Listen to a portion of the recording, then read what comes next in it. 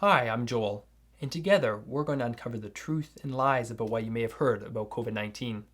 In this series of videos, I want to sketch for you the big picture, what COVID is, why it's a problem, what the problems are, and what we can do about it. To do this, I'm going to present the evidence in as simplest terms as possible.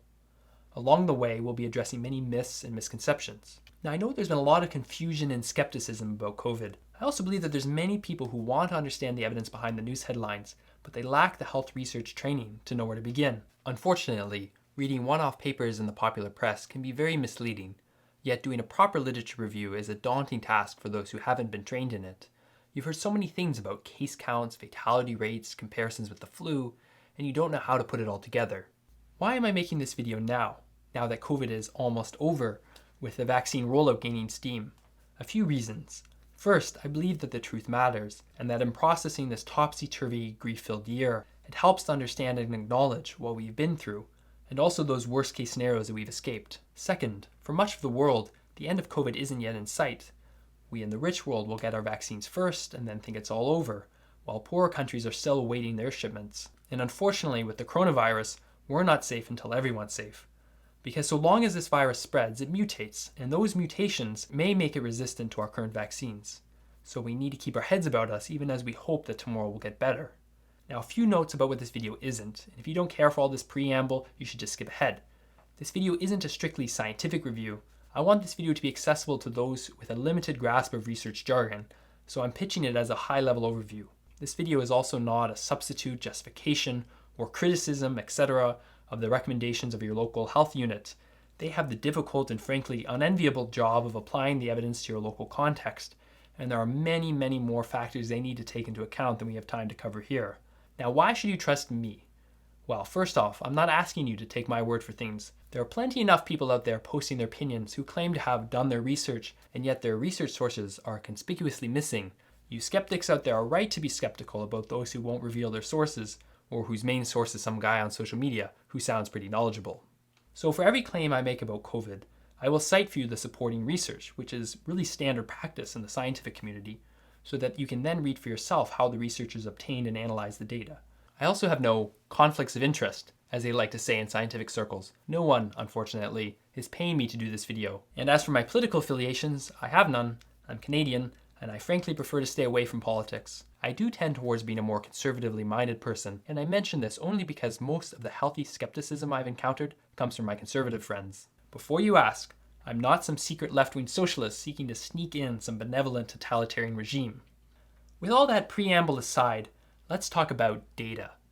Observational data are everything in research. We make observations, visualize it in graphs and tables, and analyze it looking for trends and the like. Before we can make a claim about really anything, we must have observational data to support it. A case in point is the COVID vaccine rollout. Data from the studies showed that they were effective in preventing symptomatic disease, but they didn't specifically look at whether the vaccines prevented transmission, and so we couldn't say that they did until we collected some more data on it. Gathering and analyzing all this data takes a lot of time and expertise. Fortunately, we have a very smart group of people called epidemiologists who collaborate closely with statisticians in these tasks. Now, what is epidemiology? It's a systematic, data-driven study of health events. It really is the basic science underpinning public health. The decisions of public health must be made on the best and least biased epidemiologic data available. Now, it is true.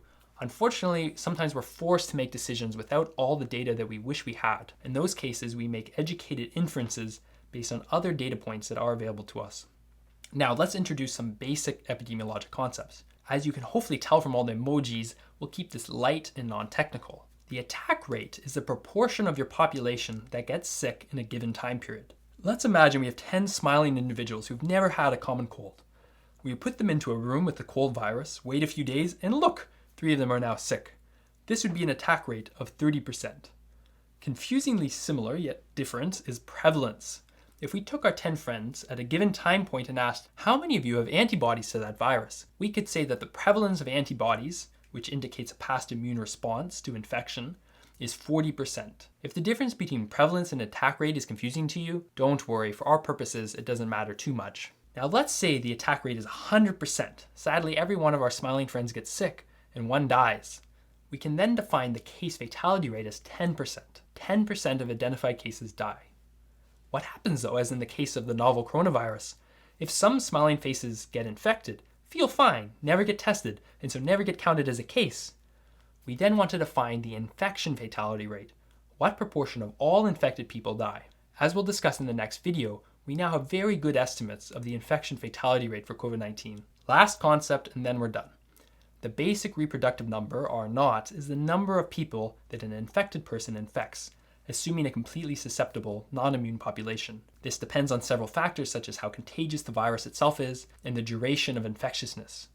If R naught is 2, every infected person will infect another 2 people. This is how exponential spread happens. For SARS-CoV-2, the basic reproductive number is at least 2, and unfortunately, some new analyses suggest that the reproductive number may be much higher, from 3 to 4 or above. And that, by the way, means that the threshold for herd immunity is higher. In other words, for the virus to stop spreading by itself, a higher proportion of the population would need to become immune. More on that later, or in the cited papers.